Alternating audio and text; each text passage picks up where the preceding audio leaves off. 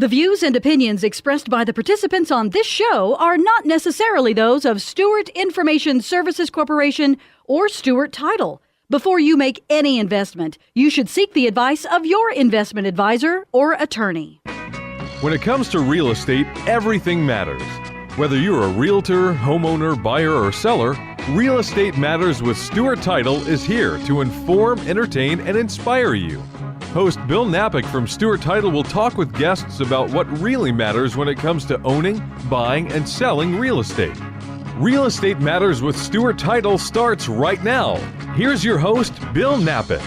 And welcome to the show, another radio adventure. Bill Knapik here on Real Estate Matters with Stewart Title. So glad you joined us. This is where America tunes in to hear interesting talk, real estate talk, things that relate to the home, and sometimes even other things that just relate to interesting people to make the show interesting every now and then. So glad you joined us. Real Estate Matters with Stewart Title.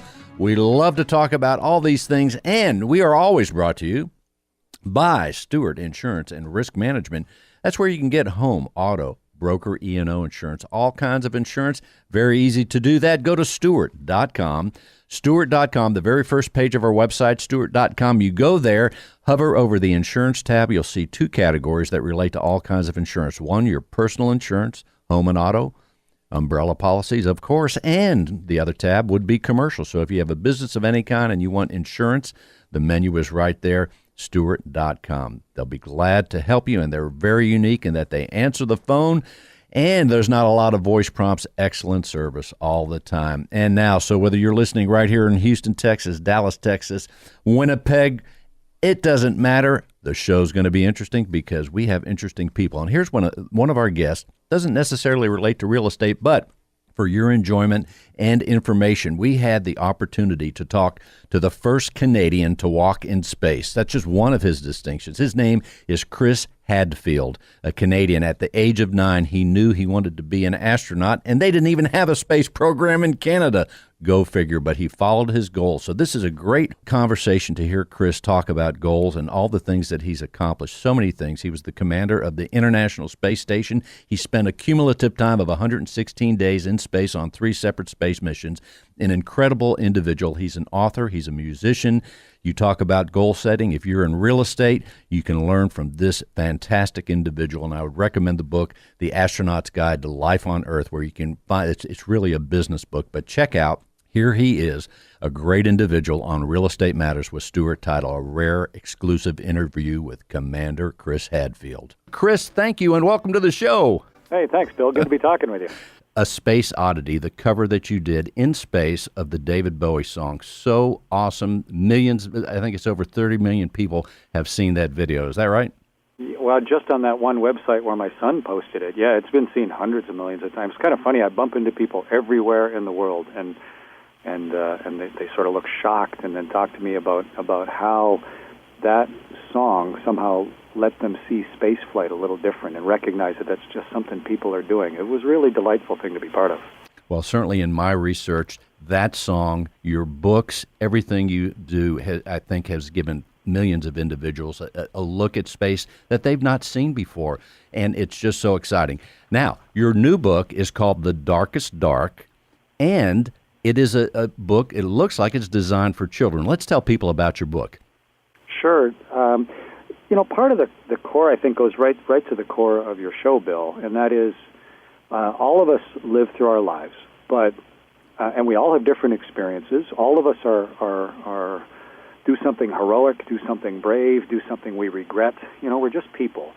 But what do you do with all of that experience? And if you're lucky enough to do something that other people find interesting, what do you do with that? And so I've flown in space 3 times and commanded the International Space Station.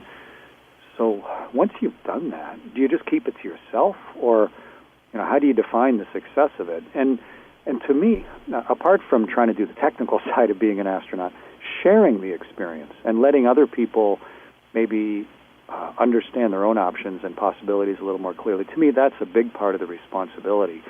And so, yeah, I've written 3 books. The first one is An Astronaut's Guide to Life on Earth, which is very much the ideas of it at an adult audience. And then Pictures of the Earth in a book called You Are Here. But this third book that you just mentioned, I thought, the young people, they're just starting to recognize what might happen in their life and what things exist that maybe they didn't even know about. And also, they're kind of afraid, like most of us are when we don't know what we're doing or what might happen. And so I thought it would be really useful to write a book about fear, and a pretty common one, fear of the dark, but how to work through your fear as a young 5 or 6-year-old to maybe accomplish something magical at the end of it. And that was the whole purpose of The Darkest Dark. And the two illustrators, they just, two brothers named Eric and Terry Fan, did a great job. And I just love how the book came out. And it's just airing now, and I'm really pleased. And I hope it helps a lot of young folks maybe think about their own options and their own fears a little differently. Well, certainly, as I am not a child, I've found it very inspiring, too. I love the illustrations. Certainly, this is a book you would like to have in hardcover, as I have it right here before me. The illustrations are great. I love that Albert, the dog, is also part of this, and apparently you either had a dog named Albert or still do. Oh, yeah, Albert's a real dog. Albert's a pug. And pugs are great because they're not deep thinkers. They are pure existentialists. Albert is incapable of subterfuge. He just lives in the moment, and so he's a great muse all the time. And so for the book, of course, especially for a 5-year-old, having Albert along in your voyage through young life and seeing the world through a dog's eyes and your own eyes, and then the confusing world through your parents' eyes, I think it's something a lot of kids are familiar with. And Albert is a constant delight. And there's actually, if you go to the back of the book, Phil, there's a couple pictures of the real live Albert as well. He's getting a tiny bit fat, but that's okay. He's a pug.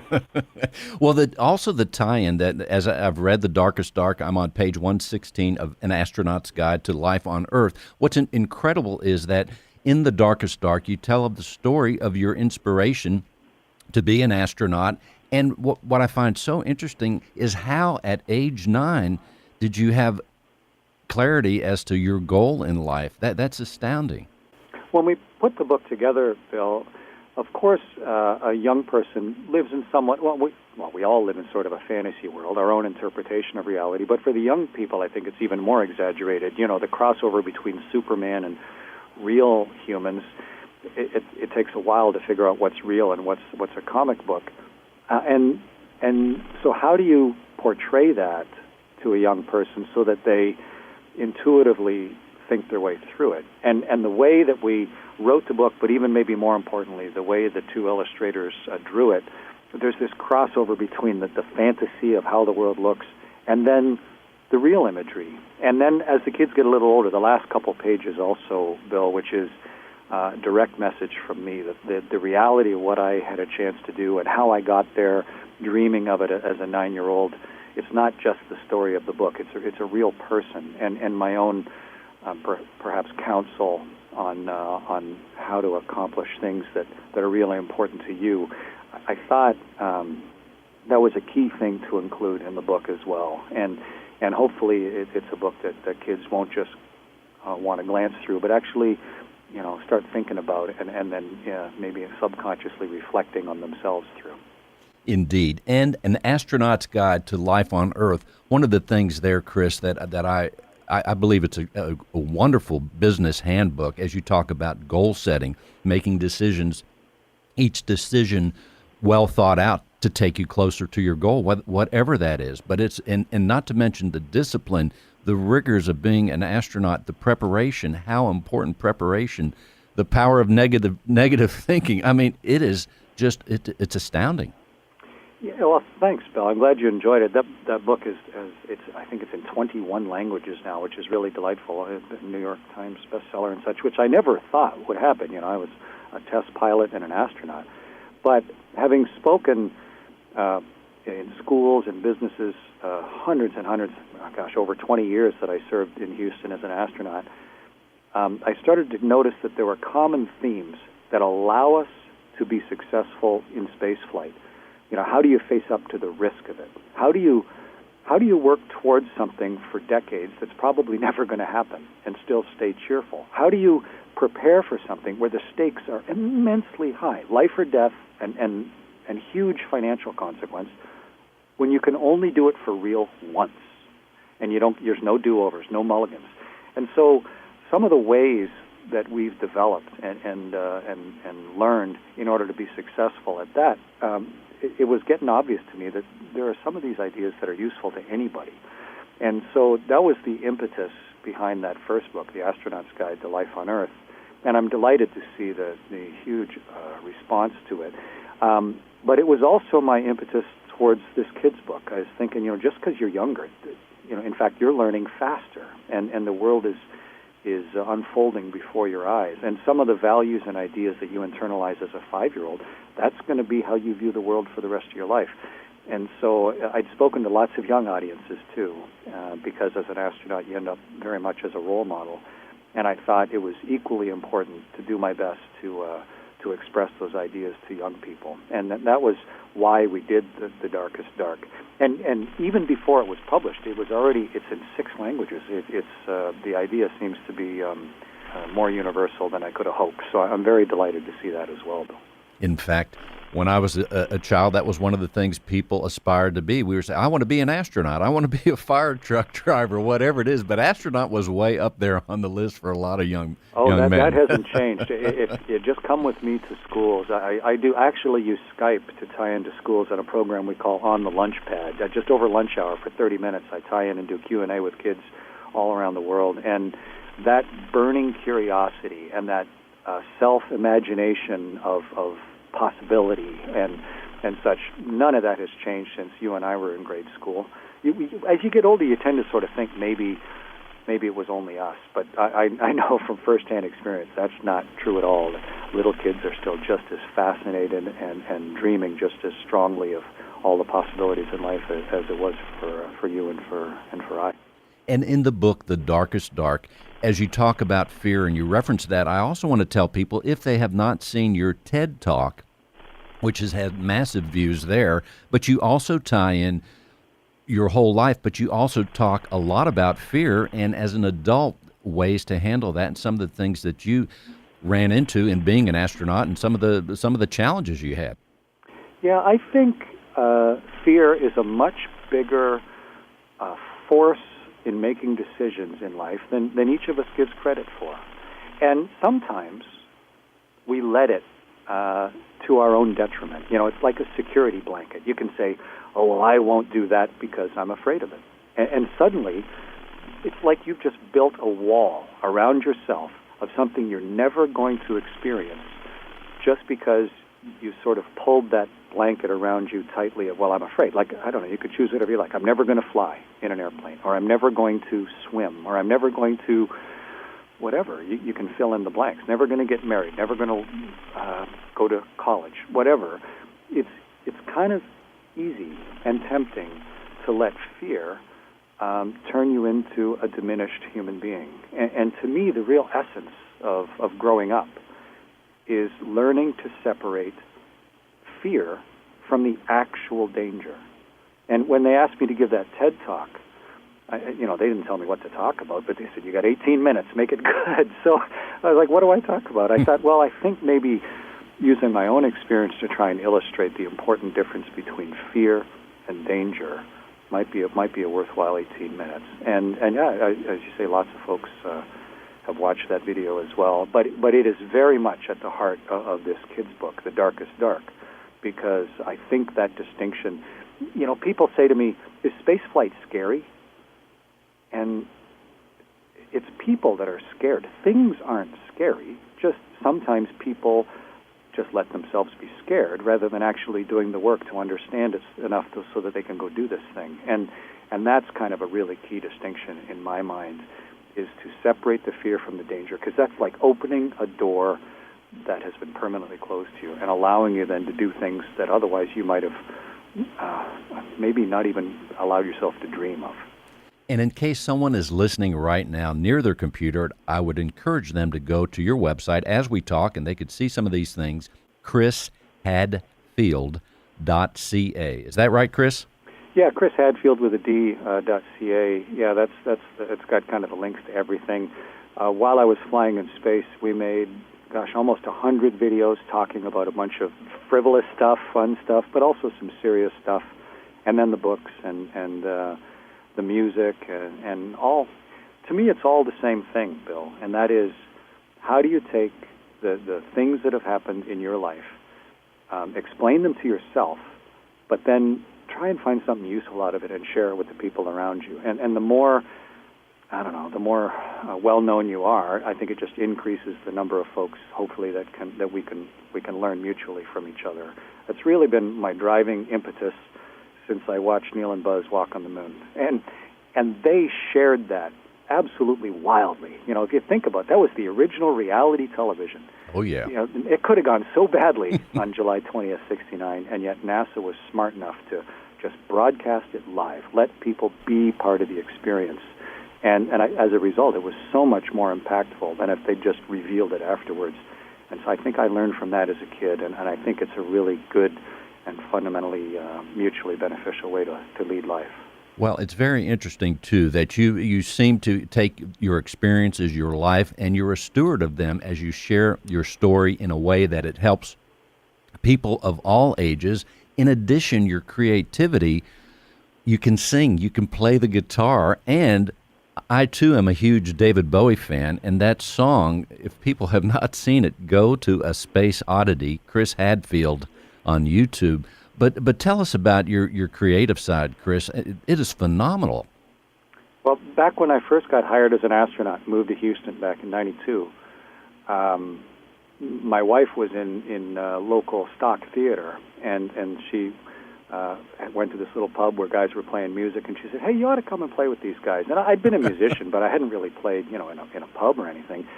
But I started coming and starting to play a little in public with those guys, and then I ended up playing for 20 years there in bands and fronting bands and sort of more and more exposure all over the place. I played in an all-astronaut band called Max Q, and I still play music, of course, all the time. So when I got to the space station, I didn't suddenly stop being musical. And there's a guitar permanently up, put there by the NASA psychiatrist, permanently up on the space station. There's always at least one astronaut or cosmonaut who plays a little guitar. And so I was writing music and recording music up there like I always do. But my son, Evan, said, "Dad, everybody on the web wants you to do a recording of Space Oddity." And I was like, "Why? You can't cover Bowie. That's arrogant." But he said, "Just do it anyway. It's not for you. It's for everybody else. Just do it." So I took his advice, and we just changed the words slightly to make it a little more optimistic. But we had to get permission from Bowie, and that was the beautiful part, I think, was the direct contact with David Bowie, back and forth. And when he heard the first cut of it, he loved it. And then the final version, which one day I had an extra hour on the space station, and I floated around filming myself singing the song, and then my son edited it into that final video you talked about that so many people have seen. Bowie, he said that was the most poignant version of the song ever done. And now, in retrospect, I hadn't realized it at the time. He was dying. This was the last moments of his life. And for him, for David Bowie to see that song he wrote when he was just 19 or 20, for him to see that performed where he always dreamed of being, floating in space, it informed and underpinned so much of his artistic imaginings. For him to see that song recorded in space, on board a spaceship, he just loved it. And for me to know that it put a huge smile on David Bowie's face in the last couple of years of his life, for me, that was the best part of the whole project.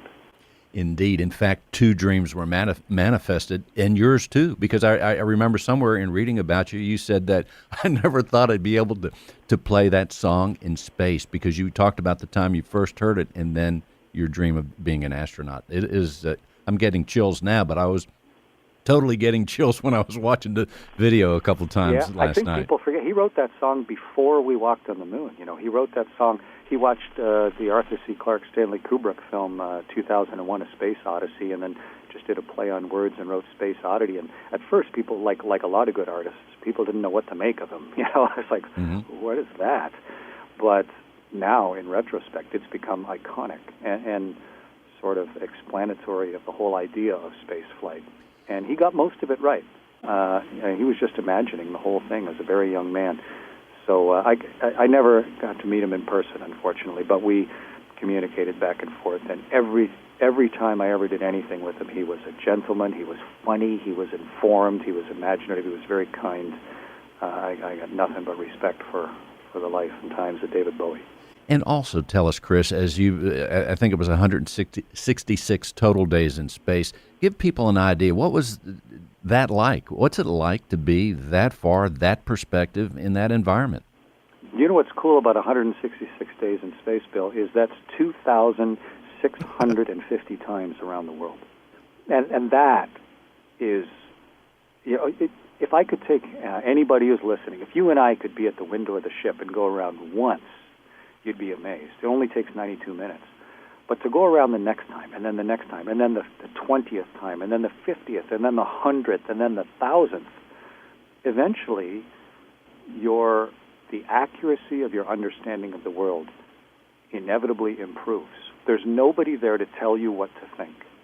Just the actual fact of the world and the age of it and the finite nature of it and the shared commonality of human experience and the rejuvenated nature. We went from one side of the sun to the other while I was on the spaceship. One entire season of winter and summer swapped ends on the Earth. And so you become so much more attuned to the reality of our planet. And it's magic being weightless. And the job is so busy with the hundreds of experiments on board and fixing things. And we had some real serious problems with the ship while we were up there, as you'd expect. But the straight, improved understanding of the world itself, both at a personal level and at a really technical and professional level, to me, that's one of the biggest benefits of space exploration, is we understand our planet now like we never have in history. And hopefully that will help us incrementally make better mutual global decisions as we move forward. Very interesting. Very exciting. Chris, with the last few minutes, what else would you like people to know?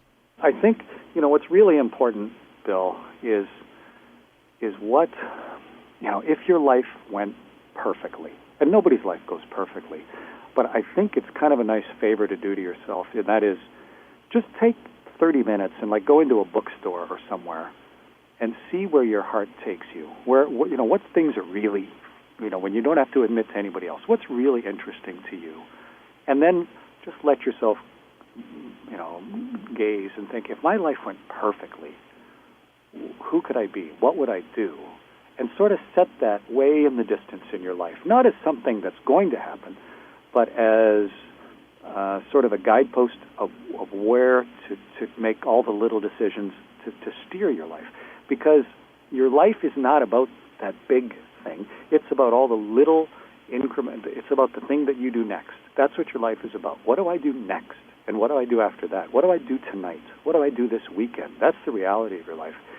And having some sort of long-term draw, like this personally chosen magnet in the distance, to me, that is what really helps then shape a life that you love and that suits you. And it doesn't have to be a one-time thing. You can continue to evolve it, of course, and I have my whole life. To me, that's really the essence of why I got into the things I have and why I wrote the first book and what this third book is all about as well, The Darkest Dark. To me, that's all connected, and it's all about trying to live a life that means the most to you and that you can look back on at the end and say, in my particular measure, that was a success.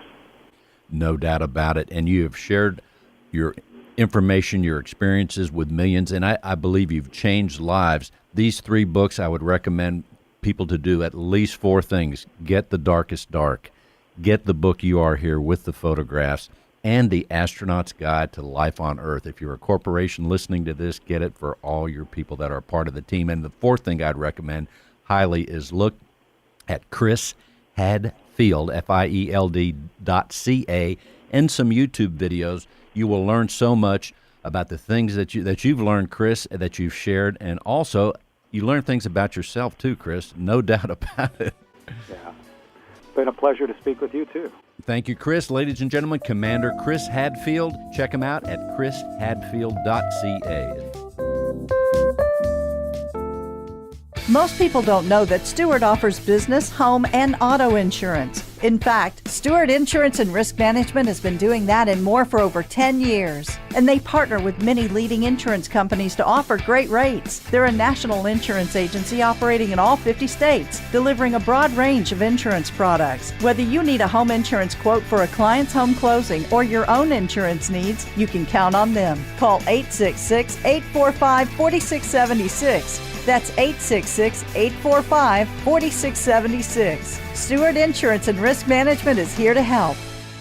I want to introduce you to a name you've heard around Houston for many years, Mr. Robert Sakowitz.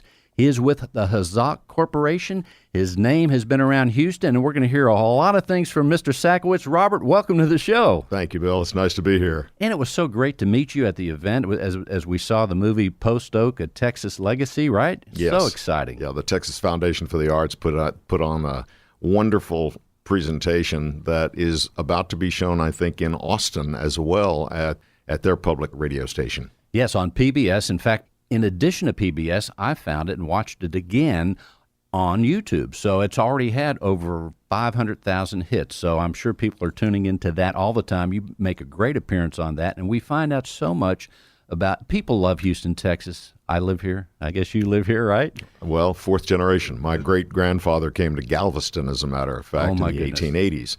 My father was what they call BOI, born on the island of Galveston, and they immigrated to Houston because after the Great Storm of 1900, they were a little concerned about it.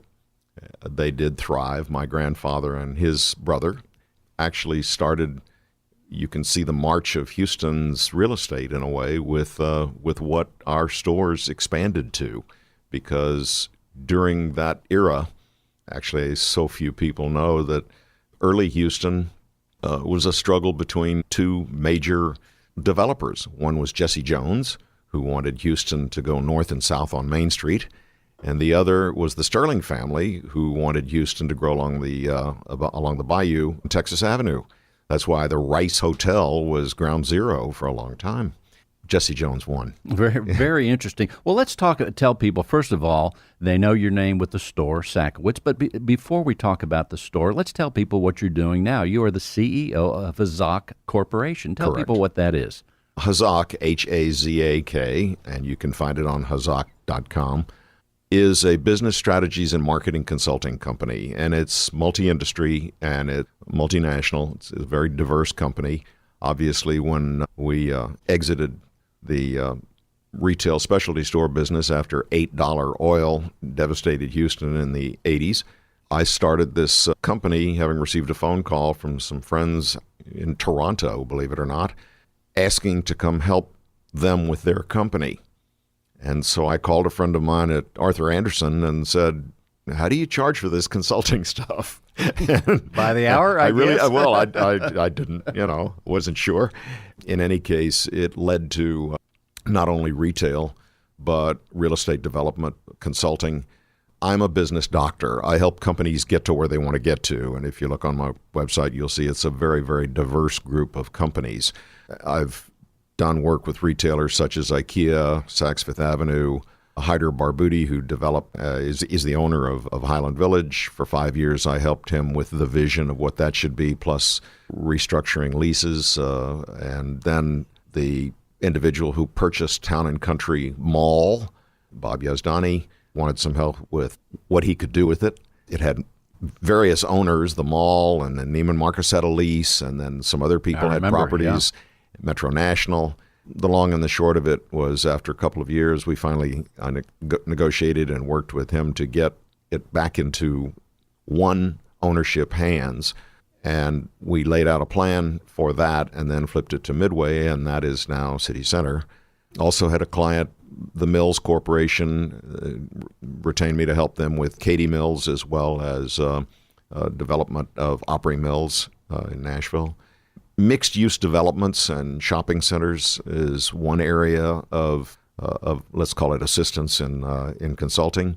A coffee company which is the fresh brew. The fresh brew coffee company, which is we've just launched actually our own brands after having been in the business for 22 years for private label. We're now the largest vending of snacks and drinks company in the city, Fresh Brew Vending, as well as Fresh Brew Coffee, which is a lot of private label. If you fly American Airlines, you're drinking our coffee. If you go to any of the Sunoco 1,700 Stripes and A-plus stores, you're drinking our coffee. We have a roasting plant just off of 249, a 110,000 square foot facility. And we've just gone into the H-E-B and Fiesta brands stores with our own brands, Accolades and Journeys, with roasted ground as well as whole bean, as well as the single-serve K-Cups. Also on the board of a company that is a logistics and supply chain management company called DI Central. DI Central does electronic data interchange for over 400 companies in the United States. We have about 14,000 supplier vendors all over Asia. And DI Central does a lot of retail, automotive parts, got about 145 people employed in Clear Lake and about 325, as a matter of fact, in Ho Chi Minh City, Shanghai, Montreal. It assists companies in all of their logistics and warehouse management. Another company with whom I'm working did all of the scenario-based planning modeling for the Panama Canal Authority's expansion, and they got their $5.5 billion based on the competitive price route choice analysis models that are dynamic models. 7 fuel bunkering locations report in 4 times a day to these models. They did a CO2 emissions model, a demand model. The tariff and fee model has been totally changed based upon this. They've gone from 5 tariffs to 60 different ones based on different types of vessels because of the tripling of the size of the new locks at the canal. And so I'm working with them, trying to work with some firms, TxDOT, and hopefully talking to a number of ports to see if we can marry together the same kind of dynamic modeling based on different scenarios. If this, then that, simulations, etc. So there's a lot of software involved in my consulting as well. So it sounds so interesting, Robert. In fact, what you said earlier, that you are a business doctor, so that role has led you into all these great opportunities. And actually, the diversity of the opportunities, it sounds very exciting. You're having a good time, I bet. It is. I'm fascinated by a number of subjects, and it's amazing how one business discipline can help another, even though they're not in the industry. So frequently, people want a consultant who knows their field, and that's all.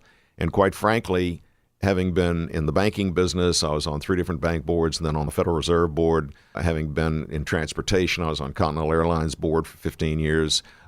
Being in different businesses, obviously the retail business and building our own stores all over the city, and in the catalog business where we were literally in all 50 states with our Sakowitz gift catalogs.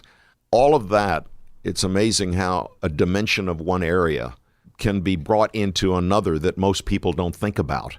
And so out of the box is sort of a normal thing for me because I bring other skill sets that are maybe commonplace in another industry, but is not in this particular one who is my client. And we adapt some new ways that way. And so the whole concept is to visualize, as you said, visionaries, is to visualize something that hasn't been but that could be.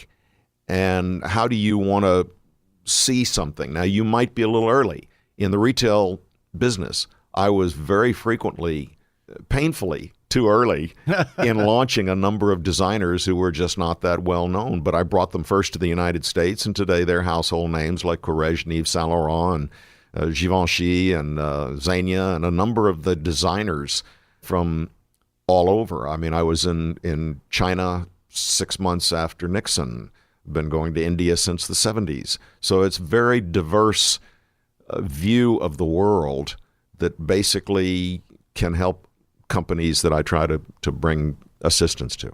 No doubt about it. And what you said there, the basic disciplines that you've learned from this wealth of experience and diversity of experience, they serve so many industries. And I can't remember right this second, but I just heard it the other day when they talked about why they were successful in an endeavor, and the company came in and says, because we didn't know anything about it, we brought something new, we had the fresh eyes, and then it became successful, this particular endeavor. So That's you were true. so right, and that happens all the time.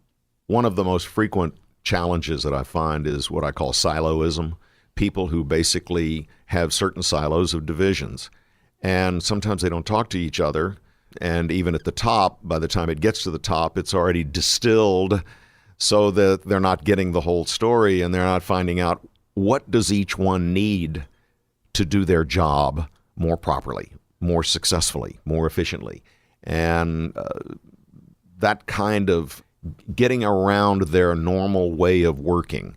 I had an occasion with someone when we were making a presentation with Endeavor Corporation, which is the company that is my client who did the Panama Canal scenario planning modeling. And we had a presentation. We were about 10 or 15 minutes into it, and this person said, "Please continue. Please, this is a very, very interesting concept for us. But you have to understand, I have to warn you, there's no one in this company who understands anything they can't see in their rearview mirror." Well, now there are a number of companies that are driven by what we've always done and how we've always done it. And so sometimes you'll have executives, not necessarily just the CEO, but the CFO or the COO, who basically does not concern themselves and doesn't want change. Change is difficult and change is upsetting. And yet we live in a world with the fastest changes today since the Gutenberg press. And basically, we still don't know all of the things that are going to be upended with our technology. And so to think in terms of what I did yesterday might be a very nice beginning point, but it has to be recognized as just a beginning point for a number of companies. Where does everything else impact what I'm now doing? Will my product and my presentation even be valid 5 years from now, much less 10 years from now? I came back to Houston because I thought it was going to be a city of the future, and I have worked to try and do that as much as I could. That is a great quote. Houston, the city of the future. We are talking with Robert Sakowitz. We're going to take a short break and come right back after these important words, and we're going to hear more.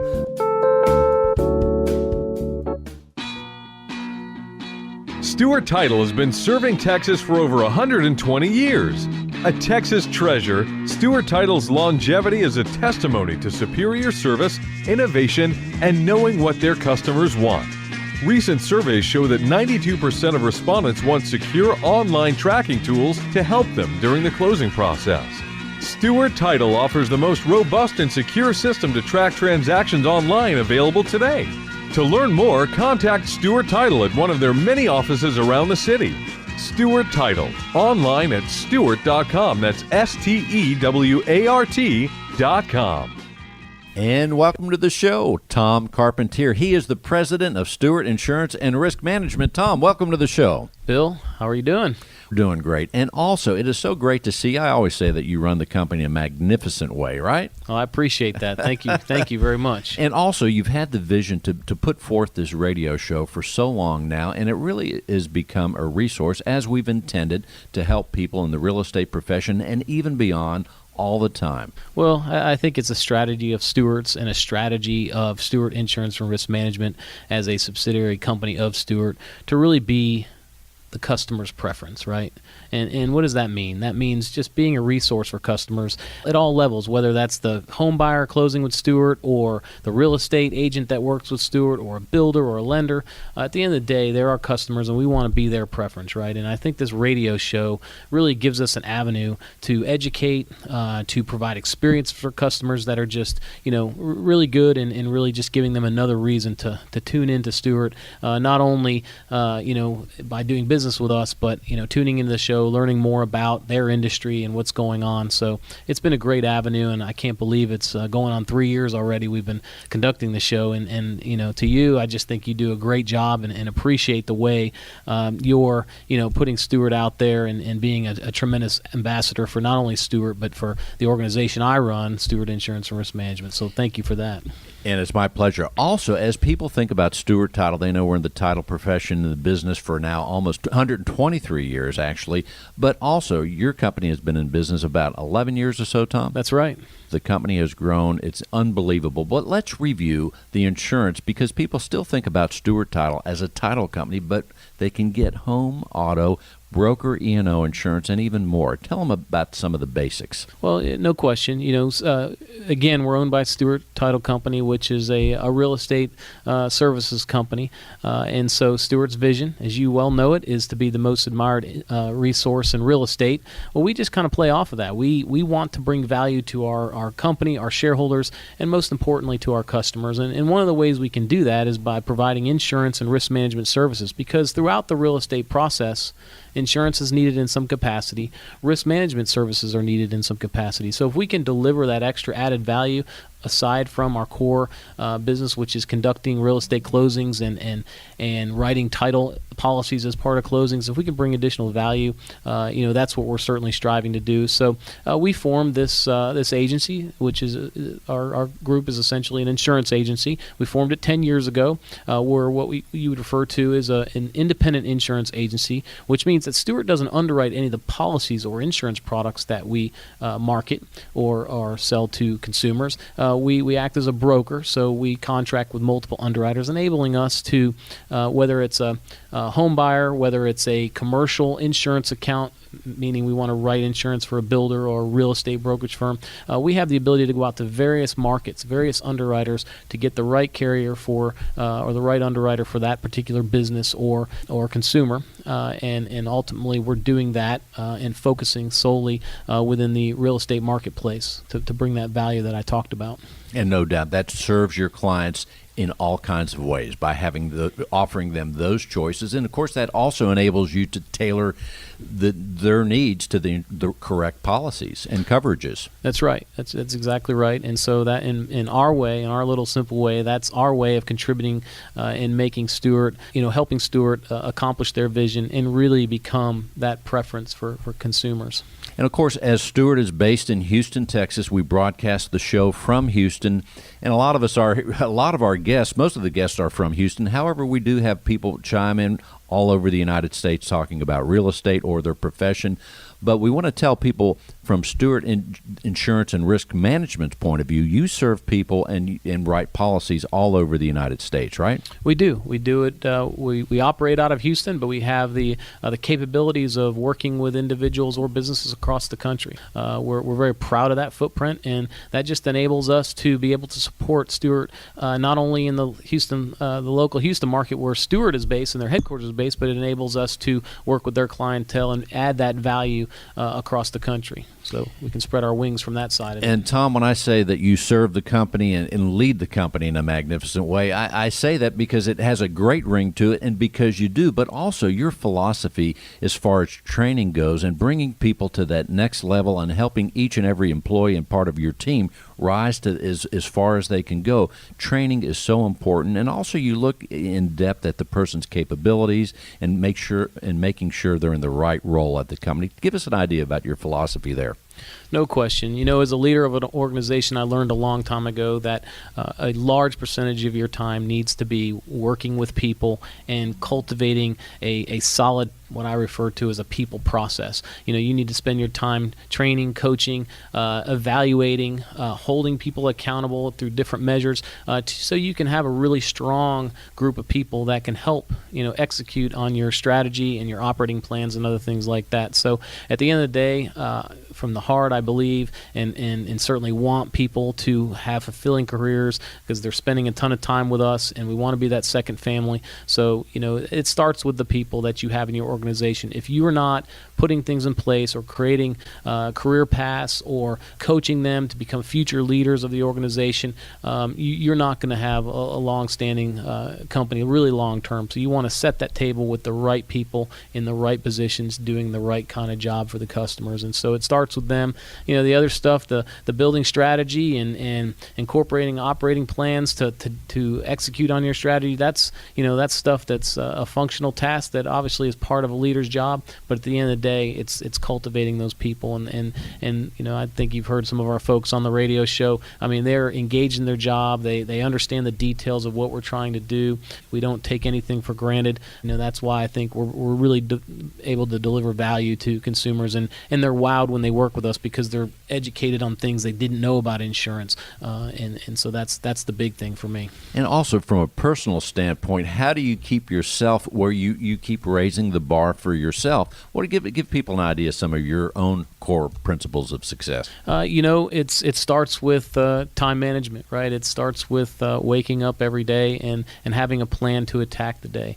We got so many minutes in a day, and we want to execute and take advantage of those. So it starts with just having a sound plan in place on how you're going to attack the day, and having a true purpose to that. Having the ability and the courage once in a while to say no, right? Not every idea is the right idea at the right time, and so you have to stay true to the tracks that you laid at this point to drive your organization, and then just being a fair, honest person, obviously, and just being there for people, and again focusing on people more than anything, within the organization.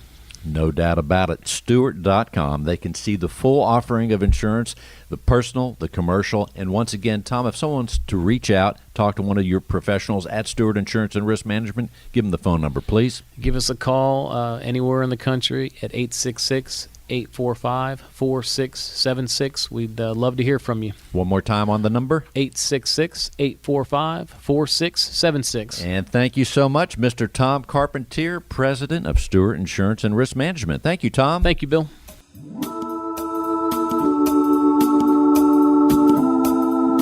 And welcome back. Real Estate Matters with Stewart Title. And now we have Priyanka Johri. She is a realtor with Woodlands Eco Realty. Priyanka, welcome to the show. Thank you, Bill.